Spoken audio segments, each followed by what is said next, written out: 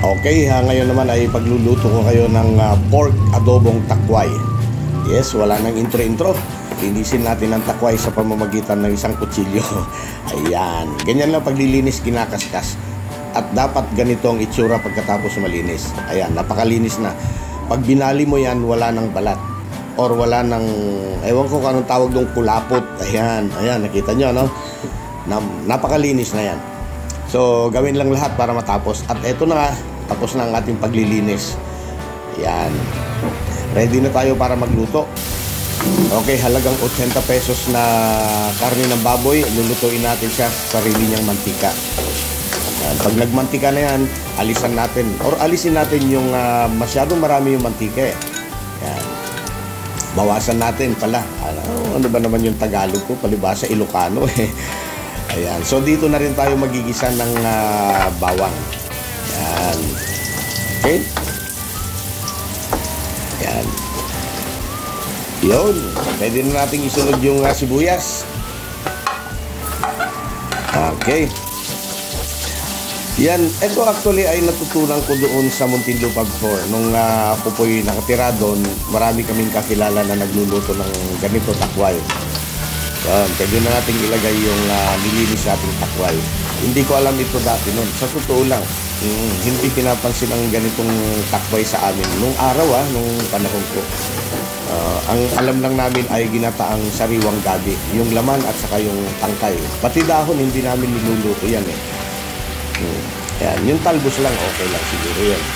Yan, so naglagay ako ng panimpla na toyo. Okay, naglagay din ako ng dahon ng laurel. Siyempre, kasama rin yung paminta dyan.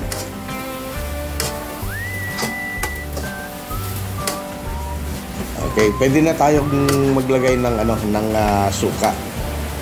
Ang purpose naman ng suka, para hindi, alam nyo, pag hindi ka naglagay ng suka, nadudurog yan, nalalamog yung takway.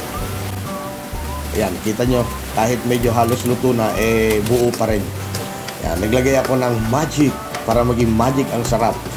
Huwag kayong mag-alala, yung nagluluto ng ganito, kahit maglagay ka ng magic sarap, lalong mas level up yung sarap. Yan, naglagay din ako konting asukal. Konting-konti lang para medyo ngay pambalanse sa lasa. Yan, so eto almost done na actually. Hindi ito kagaya ng laing na medyo matagal lutuin eh. Yan. So, check natin muna. Yan, tinodo ko na yung magic. At para todo rin ang magic sarap. So, yan. Naglagay pa rin ako ng konting suka. Medyo kulang sa suka. So, ito, halu-haluin lang natin ng konti and almost done na tayo. Ang sarap nito. Maniwala kayo. Sa mga hindi pa nakatikim nito, subukan po ninyo at siguradong magugustuhan po ninyo ang lasa nito. Pwede rin ito sa inasiman, yung inalisiman ko naming Ilocano. Naglagay din ako ng siling haba at saka siling pula. Bahala na kayo, optional lang yan, yung paglalagay ng siling pula. Okay, pwede nang iserve ang ating napakasarap na pork adobong takway. Muli, maraming salamat sa panonood. Sana po pasubscribe naman yung aking YouTube channel.